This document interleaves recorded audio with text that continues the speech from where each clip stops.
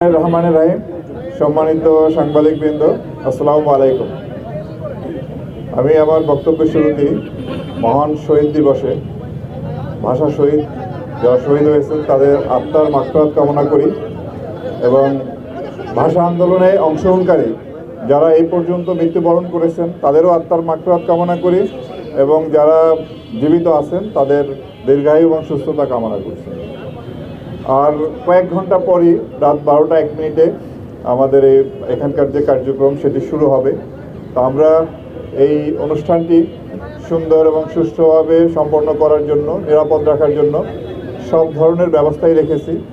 অন্যান্য সকল আইনশৃঙ্খলা রক্ষাকারী বাহিনীর সাথে সমন্বয় করে র্যাপিড অ্যাকশন ব্যাটালিয়নও আমাদের ফোর্স এখানে মোতায়েন করেছি। আমাদের ইনার প্যারিমিটার, আউটার প্যারিমিটারে আমাদের ফোর্স আছে এবং আমরা কয়েকটা সেক্টরে ভাগ করেছি।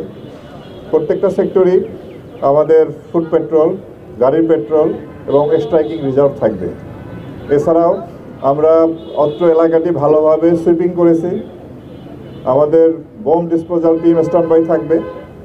এছাড়া পুরো এলাকাটা কি আমরা 64টি ক্যামেরার মাধ্যমে এটা আপনার সিসিটিভির আওতায় নিয়ে এসেছি। তা আমরা আশা করি যে পরিমাণ নিরাপত্তা ব্যবস্থা আমরা গ্রহণ করেছি তা আমরা নিরাপত্তার সাথে নিরাপদেই এই অনুষ্ঠানটি সম্পন্ন করতে পারবো এবং পাশাপাশি আমরা সারা দেশব্যাপী আপনারা জানেন যে ভাষা শহীদদের প্রতি গভীর শ্রদ্ধা নিবেদন করা হয়। তো আমরা সারা দেশেই আমরা পর্যাপ্ত নিরাপত্তা ব্যবস্থা গ্রহণ করেছি। তো ইনশাআল্লাহ ভালোভাবেই আমরা আমাদের এই কার্যক্রম সম্পন্ন করতে পারবো। তো আমি আপনাদেরকে এর আগেও যতবার আপনাদের সামনে মুখোমুখি হয়েছি গত 1.5 বছরে, যখন জুলাই আগস্টের পরে একটা ভঙ্গুর আইনশৃঙ্খলা পরিস্থিতি ছিল, তখন থেকেই কিন্তু আমরা আইনশৃঙ্খলা রক্ষাকারী বাহিনী আপনাদের মাধ্যমে দেশবাসীকে আশ্বস্ত করেছিলাম যে আমরা এই দেশের আইনশৃঙ্খলা পরিস্থিতি এটা নিয়ন্ত্রণে আনতে সক্ষম হব, ভালো করতে সক্ষম হব এবং একটি সুষ্ঠু নির্বাচন করার জন্য যেরকম পরিবেশ দরকার আমরা সেই রকম পরিবেশে নিয়ে আসতে সক্ষম হব।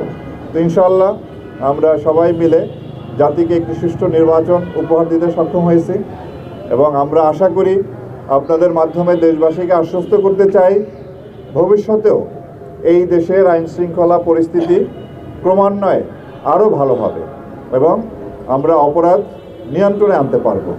কোনোভাবেই যাতে আইনশৃঙ্খলা পরিস্থিতি বিঘ্ন না হয় সেদিকে আমরা সবসময় সতর্ক আছি, সজাগ দৃষ্টি রাখব। আমরা আপনাদের কাছে দৃঢ়ভাবে বলতে চাই যে দাবি আদায়ের নামে কিংবা আন্দোলনের নামে সাধারণ জনগণকে তাদের উপরে জুলুম করা বা তাদেরকে জিম্মি করে কোনো ধরনের কার্যক্রম আমরা হতে দেব না। আমরা চাই এদেশের মানুষ নির্বিঘ্নে চলাফেরা করবে, তাদের যে স্বাভাবিক জীবনযাপনের যে প্রক্রিয়া কার্যক্রম সেখানে যেন কোনো রকম বাধা না আসে সেজন্য আমরা সজাগ দৃষ্টি রাখব। তা আমরা আশা করি আপনাদের সহায়তা নিয়ে, দেশবাসীর সহায়তা নিয়ে এই দেশের আইনশৃঙ্খলা পরিস্থিতি ক্রমান্বয়ে আরও ভালো হবে, অপরাধ নিয়ন্ত্রণে আসবে এবং একটি সুন্দর একটি দেশ আমরা উপহার দিতে পারবো দেশবাসীকে, ভালো একটি পরিবেশ। সেই আশাবাদ ব্যক্ত করে আমার বক্তব্য শেষ করছি। ধন্যবাদ।